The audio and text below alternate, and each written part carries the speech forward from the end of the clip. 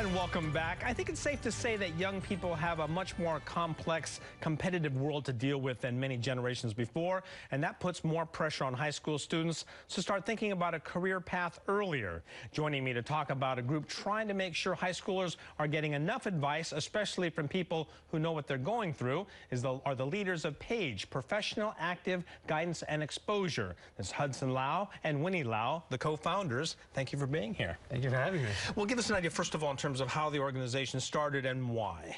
Well, it started from our shared experience as my sister and grew up as first-generation Asian Americans here, Chinese specific, and our parents telling us to get good GPAs and go to UC Berkeley. And we quickly found out that wasn't the only steps to succeeding in your career.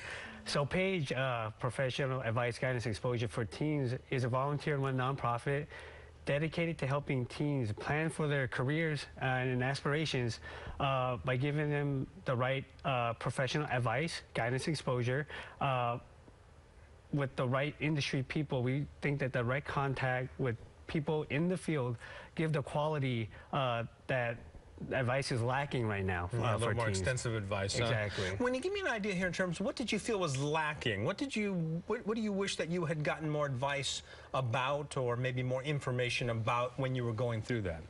Well, when I was in high school, I felt the biggest disconnect was what I wanted to do and how it really was in the real world. And no matter how many classes I took, it really didn't give me I was on the pre-med route. I always thought, you know, get good grades, become a doctor, and then that was going to be it for me.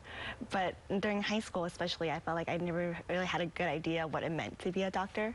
And if I actually had someone to talk to, like an actual doctor, or someone in my family that was a doctor, it would have made the difference. Yeah, a good friend of mine, for example, his goal was to go to law school, but he didn't have any idea what it meant to be a lawyer and that kind of thing. So in terms of, I know you reach out, you're part of the outreach. Yes. What do you see? What kind of feedback are you getting? Are students even aware that they're not getting enough advice? I mean, what kind of situation are you running into when you talk to students? When we talk to students, they all are very on board, because when you first explain to them that there's basically another world they're not aware of, and I think they understand that, they see that, and they see it on TV too, where, like, you know, why are these people dressed like this and whatnot? And I didn't experience that until I started going to college and interning and externing shifts, and then until I really actually started working, that there was a next step.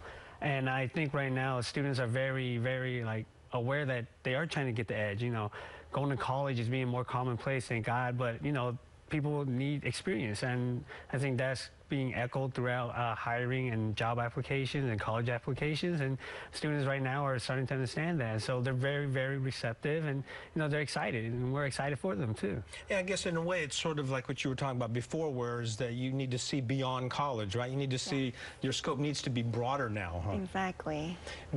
How do you do that? How do you, you were mentioning in terms of reaching out to industries and people like that, what kind of feedback are you getting from, you know, professionals? Are they willing to help? Yeah, professionals are actually easier to get. People want to give back, and we actually designed the program with the volunteers in mind just as much as the teens. One of the key concepts was flexibility. We wanted to help foster exploration between careers from the kids and from the volunteer standpoint. I mean, it's intimidating. It's hard to commit to a great programs like the Big Brother, Big Sister program, which asks for a year minimum, most likely 2-year commitment. But it doesn't mean people don't want to give back. And we understand that. And so the program only asks hosts to commit to one shadow session, which is about 2 hours long. And we structure it so that the quality is what we stress. So they get the questions answered, they get the feedback at the host's actual workplace. We think that makes a very big impact to actually help, like you were talking about, see the next step and help them reach it too. And again, you give people kind of a realistic look at the way life is. Exactly. Thank you very much for coming on our show and telling us, and we'll keep track of your organization and see how you do, okay? Thank you for having us. All right. Well, PAGE has taken on quite a job, so good luck.